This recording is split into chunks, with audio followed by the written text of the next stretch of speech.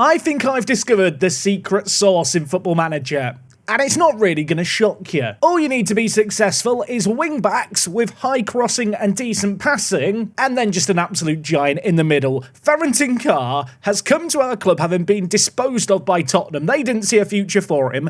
11 goals in 9 games. He's averaging above an 8.0 rating, and the amount of headed goals he's scoring is a little bit silly. Right now, we are sitting pretty, third in the Saudi Pro League. Win our game in hand today, we go to the top. We have got difficult games, though. Al-Ettifaq are up, and they are a team, of course, we lost to in the Cup.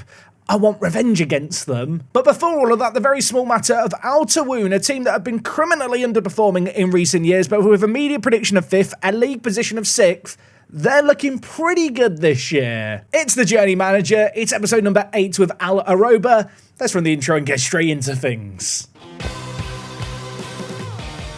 How are you lovely lot doing? A warm welcome back. Happy Wednesday. It is time, isn't it? Al-Aroba going for a title. Maybe. You know, I want to say it's early days in the season. Actually, after today's episode, we will have played 11 games. It is only a 34-game season. We're almost at the third of the way through the season mark. Of course, the league is one focus. The Saudi Kings Cup is another. We did make it through to the 3rd round. It was a rather convincing win against Najran. In the division below us, I didn't rotate the team. I wanted to win. Darwin got 2 goals, but man of the match went to the one, the only. It went to Carr. Of course it went to Carr. Lovely finishing off the post there. He also got 2 assists. And with this result, I'm feeling pretty good about the Cup. Not just because we won in that round, but because in the next round, we're taking on a team in the Saudi 4th division. This is their key man. If we don't beat them, something has gone really, really wrong. As for things in the league, it's been a little bit of a mixed bag. We did slip up on 2 occasions, but not before we beat Abha 4-0. Really great result in this one. Carr got a hat-trick. Sadly, against Al-Fire, things didn't really go to plan. This is a team who weren't predicted to be up at the top of the table. Right now, they are up at the top of the table. Andre Santos opened up the goal scoring for them, and they'd make it a 2nd goal up before the break. A big ball over the top. Al-Shamari for them, getting in behind and making no mistake with the finish.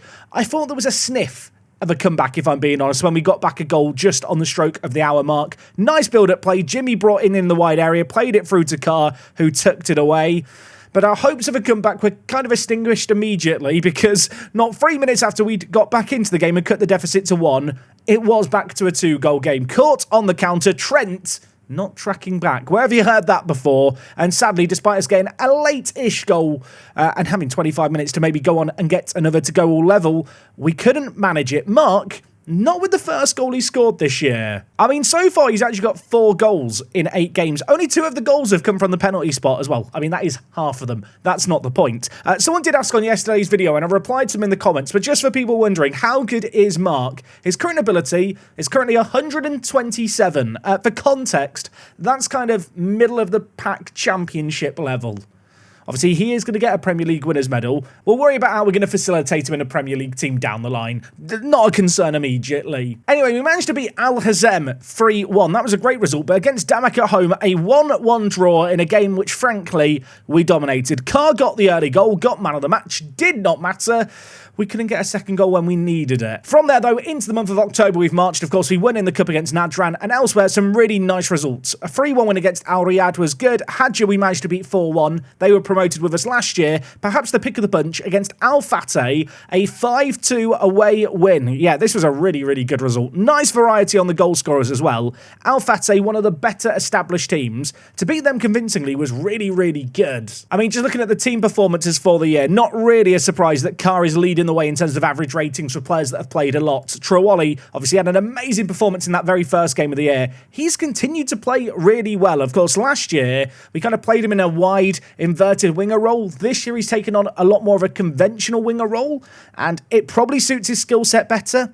And it has been working really well for him. In terms of assists, Trent leads the way with 7 assists in 10 games, although 3 of those assists came in the very first game of the year. Trawali and Onana in the wider areas getting a plenty. I did think playing Onana as an inside forward, he'd probably be more of a goal threat than a creator. He's actually underperforming his XG quite significantly, but as is indicated by the average ratings, he's still doing pretty good. So I did show the league table earlier, but you can see we are third with a game in hand. Win that, we will go 1 point ahead of Al-Fire. Of course, they are the only team to beat us so far this year. Al-Shabaab, who you might remember we beat 3-1 last episode, their only defeat was against us in that game. In terms of player stats, well, Carr is leading the way with goals scored. In terms of average rating, we're dominating things here. Darwin Núñez third on a 7.79 is nice, and Trent leading the way in terms of assists. Sadly, when it comes to the Media Dream 11, still only Trent and Carr in the team. I think there was like a 1 week period where Solis was actually in the Media Dream 11 at centre mid. That didn't last very long. He vanished immediately off the Dream 11, which was annoying because I was quite excited by that. In terms of other stuff going on off the pitch, there's not a great deal going on. Of course, we've got our training facilities ongoing. They are going to be improved in the very near future. If we just look at Border Crest, of course, we are doing our Continental Pro license. Don't get that till the end of July, but that'll be a really nice milestone because that's the final qualification my manager can get. I hope that's going to help us whenever we do choose to move on from the club. I did fear that having got to the Pro League and inflated our wage budget massively, it has to be said, we may be steadily losing money month on month, but actually, the way things are going, our finances are really leveled off, which is quite a pleasant surprise. Anyway, our opposition in the first game today are Al-Taawoun. They had a really, really great start to the season, which is the original reason to play them, but they've actually had a wobble lately. They've only won one of their last 3 league games. So going into this game, expectations are high. In terms of team news, by the way, absolutely everyone is fit, ready, and raring to go. We had a load of games really close together, and then there was a big month break between kind of mid-September and mid-October, so a lot of fitness levels and resting was able to be done then. In terms of the team, I mean, you can see it here. There's no nonsense going on. Of course, Omar was absent for the first 2 games of the live commentary season last time out. Actually was away for a good chunk of time. He's only played 4 games so far this year. Keen to give the 19-year-old game time because he has got that really promising potential. But in terms of the rest of the team, there's nothing too crazy going on. Of course, Al-Rashidi was the new addition in goal. Only 2 clean sheets in 9 games, not the craziest of ratings. I don't know if that's just me judging him harshly. There's part of me wondering, if he continues to perform as he is, do we give Hakami, who was last year's goalie, a time? Do we give Al-Harbi an opportunity, perhaps? I feel like we've got 3 goalies, all very similar in ability. But you know what, for this first one, I'm going to keep the faith in Al-Rashidi. In Al-Rashidi, we trust. I do feel like it's a little too soon to say we're in a title fight, but win this and we do go top. And like I said, at the end of today's episode, we're going to be just about a third of the way through the league season. I feel like we're at a point now where we can definitely say contention for the Asian Champions League should be the bare minimum in terms of what we want to do. To achieve that, I believe it's a top 4 finish in the league. It might change slightly depending on the winner of the King's Cup. But I feel like a title fight is on. Obviously, today's games are going to be tricky ones. I'm hoping we can get off to the perfect start. Trawali gives it to Carr, who scores another. He's averaging more than a goal a game, and he looks like he's going to keep it going here. Mark with the initial throw-in. Darwin Núñez as that complete forward drifting wide. Trawali, the defensive line forced really deep. I don't know why Al Jassim for them dropped so deep, but Carr has punished him. I suppose it is worth mentioning we're at home for today's 2 live commentary games, so maybe that gives us the edge where we should be expecting to get results here, but I think this is a good chance to kind of prove we are the real deal. We've had an easier run of games as of late. Getting results against these big dogs kind of underlines, I suppose, the fact that we are ready to compete at the top. Anyway, they're on the attack. Palacios plays it inside. Kayama wide. They're knocking the ball around really, really nicely here. Omar wins his header delightfully. Solis plays it to Darwin. Plays it to Kai, who's in behind. The goal scorer dinks it. Hits the crossbar and it's cleared away. I talked about the fact he scored a lot of headed goals, and he has. He is also very capable with the ball at his feet. That was almost a stupendous goal. And I mean, they're not going to hit us on the counter, are they? Al Sharif plays it forward. Palacios. I'm waiting for this highlight to end, and it's not ending. Al Aboud. Oh, my word. Mark, what a tackle that is. Half an hour played in this game. I was about to say, safe to say we're in the better team. Carr's injured. Carr is injured. I mean, he's already on a yellow card. He does like a bucking. I'm going to hope that's not serious. Do I bring in Al-Khani at advance forward, or... You know what? I'm going to go for what I think is a better change. I'm going to play Onana at advance forward because he can naturally play as a striker. And then Jimmy is going to come on and play on the right wing. Of course, Jimmy, the youngster that we signed from Leverkusen. I say a youngster. He's in his early 20s. In the grand scheme of our team, that makes him a youngster. In perhaps the context of many of my football manager says that makes him not a youngster. What is happening? Trawali's now got injured. I mean, Fayez is going to have to come on the left wing. I am going to hope those injuries aren't serious, because that is not only our best performer, but also our second best performer in terms of average rating, both off the pitch here. It's like they've decided they can't win by playing football, so they're just going to kick the crap out of our players. And now Mark is out of position, and they're actually on the counter-attack here. Al-Aboud, no one's closed him down, and barring Al-Rashidi save, that would have been 1-1. I mean, we're approaching half-time here. We're a goal to the good. I should be happy. I'm just worried about those injuries, because they are two super important players who, without, the upcoming games are going to be a struggle. Mark has the ball at the edge. He's bringing it forward. Inside, Solis shoots. That was a bit speculative. It's half-time here. I'm happy with the result. I'm not happy with the other stuff that's happened in this game. I'm just panicking. I wish there was a way in Football Manager that mid-game you could like chat to your physio and just be like, how bad is it? Because that is kind of my primary concern right now. I mean, we're a goal to the good in what I thought might be a tricky game. I think it's been made more difficult by the injuries, but I suppose it's a chance for the players that may need to step up to prove they're up to the task of this title fight. And I suppose it's a relief that we did add the strength in depth that we've added, because we're calling upon two of those players that we signed in this summer to play in the wide areas now. Matt Kalou for them plays it back to Damane. They're trying to play the ball out from the back. This is always a little bit risky. Mark wins it nicely. Darwin. Onana. With a chance he was offside, it wouldn't have counted anyway. We've got an XG of over 2. It's only 1-0. Football Manager scares me when games like this play out. Okay, I'm going to bring in Al-Sabai for Mohamed in this game. Elsewhere, Onana's been quiet up top. We'll bring in Al-Khani. That is my 4th and 3rd subs made there. I feel like I should probably save just one in the back pocket in case of injuries. Let's give the players some praise. I mean, we're a goal to the good. 15 minutes left. Just need to see this out now. It's not been a classic, although we've just given the ball away in an awful area there. Bamidele trying to play it out from the back. They're on the attack. I don't like this. Jimmy, though, tracking back well. Gets fouled, surely. How has he missed there? He was onside. That would have counted if they'd scored. 10 minutes left of this one. Let's just shorten the passing. No more looking for the overlaps. Let's slow down the play. Little bit of time wasting.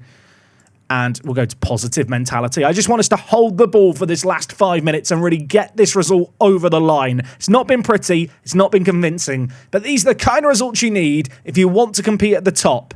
There's 1 minute left. We've got it in their third. That makes me relax. The fact that Mark's the one taking the throw in does scare me slightly. Although, look at this time wasting by Mark. He's understood the assignment. Mark, Solis, Al-Sabai on off the bench. Al-Khani, oh my word, Al-Khani. First goal of the season for him in the Saudi Pro League. There is going to be a VAR check. The linesman didn't have his flag raised. That could be Al-Khani's first goal since he broke his leg last year. With all the new kind of foreign attacking firepower, he's not been given that many minutes. But in this game here, he's come on and he's shown what he's all about. That first time finish, delightful. Okay, we win this one 2-0. Blah, blah, blah. Very happy. Just get me to the injury situation. Al-Fire won 5-1 on the same day. I thought we'd go to the top. We don't. We do still maintain that game in hand. Please show me the injuries. Carr out. 3 to 4 weeks. Oh, that is not good. Truwali out 3 to 4 weeks or so. How many games have I got in the next 3 to 4 weeks? I mean, I suppose the good news is that when we look at these games, we've got Al-Batin who are in 16th. We're not doing that one today. The Al-Ettifaq game we're doing next. They're in 5th. After that, we play the team in 10th. Then it's the Cup game against the 4th division side. Then we play the team in 11th. I feel like the injury could have come at a much worse time, but missing both of them makes this next game tough. 5 games unbeaten, I suppose, is something to be happy with. I'm a bit annoyed that Al-Fire were playing there because I really wanted to go to the top of the table. It would have made for a great thumbnail. Anyway, our next game's in 6 days' time. Like I said, Al-Batin we should be beating. We're coming back for the game on the 14th against Al-Ettifaq. They knocked us out of the cup on extra time last season. I want revenge. Let's go get it.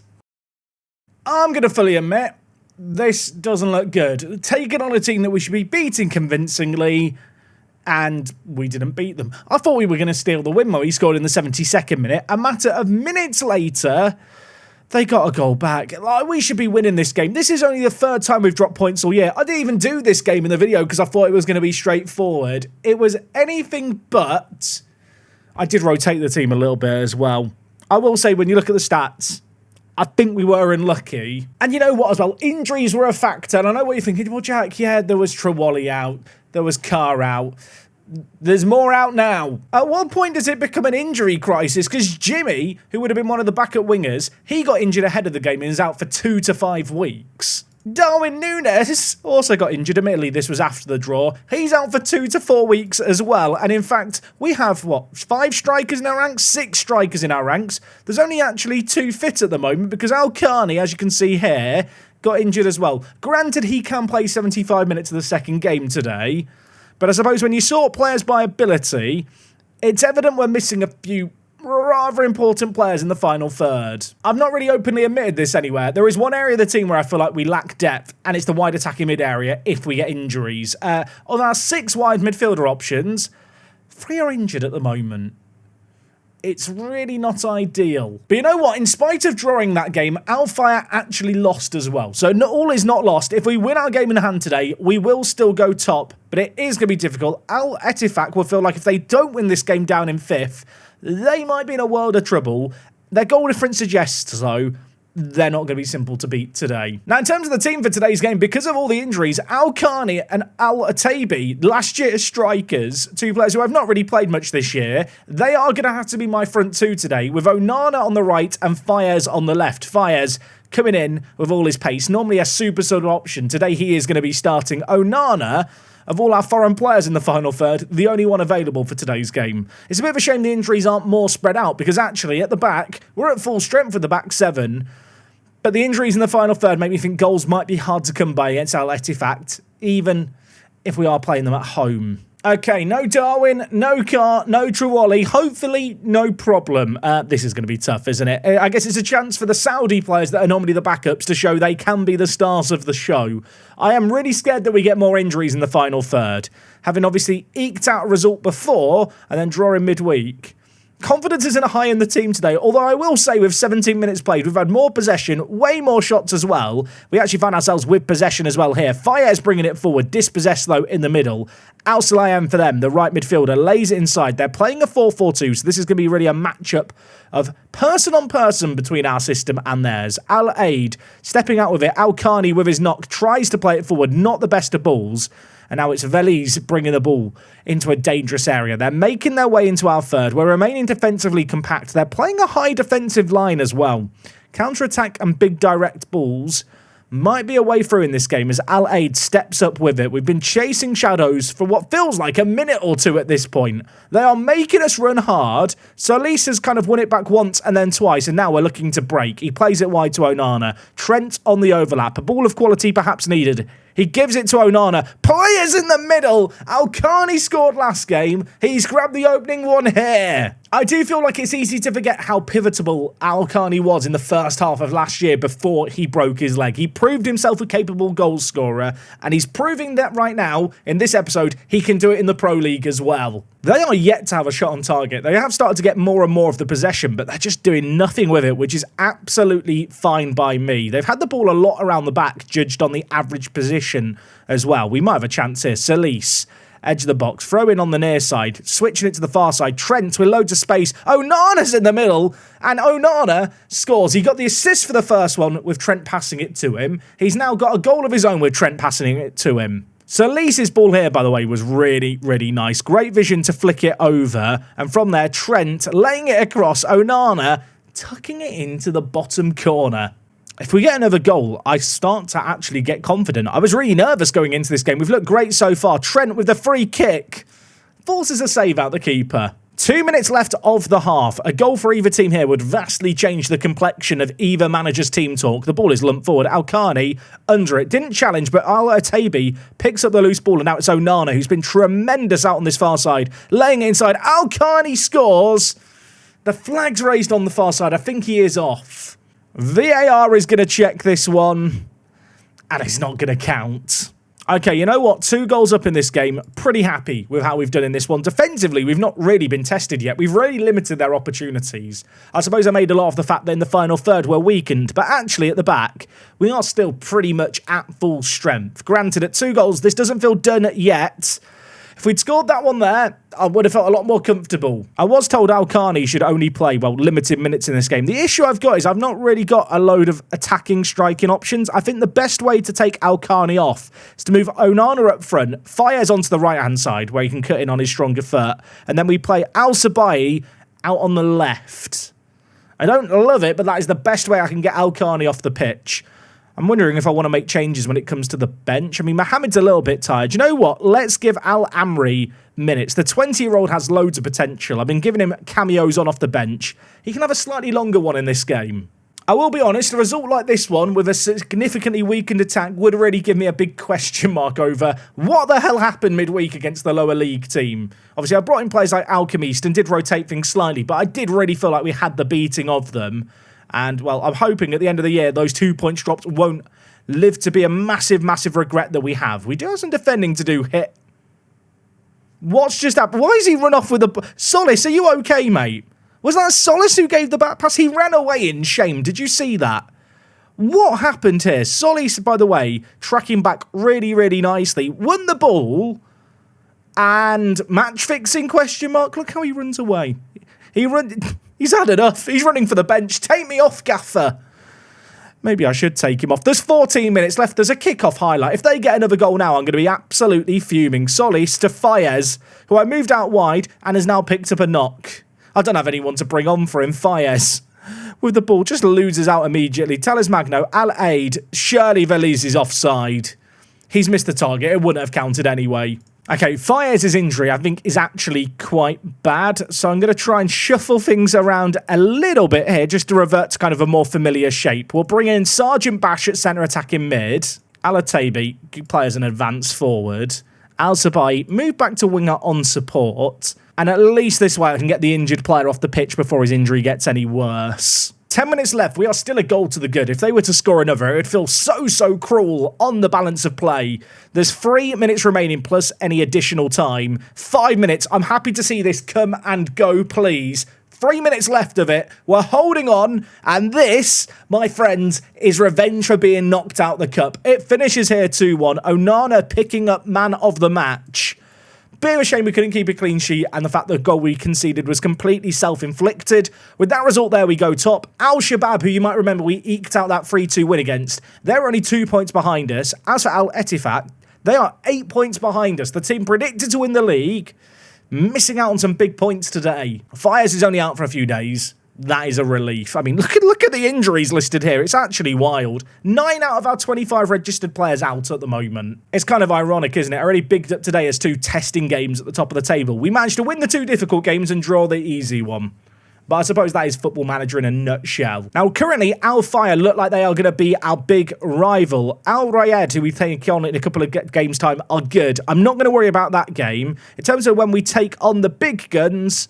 Well, I'm looking for it here. When do we play the big guns? Oh, we play them in like months' time, right at the end of the year. Never mind then. That could be a big game at the end of the season, potentially. Hopefully, next episode, we're coming back through in the King's Cup and we can sprinkle in a little bit of King's Cup action. We are only 45 days away from the January transfer window opening. And between now and then, there's only actually 7 games, including the Cup game. So don't be surprised if the transfer window's open and I'm trying to resist the temptation and urges to sign more players. We will be back next time on Thursday with another big episode, potentially some cup action, potentially some transfers. Hopefully I catch you for it. If you've enjoyed today's episode, go down below, leave a like. I'll see you guys on the next one. It's me, Jack, and I'll talk to you guys in a bit. I'm out.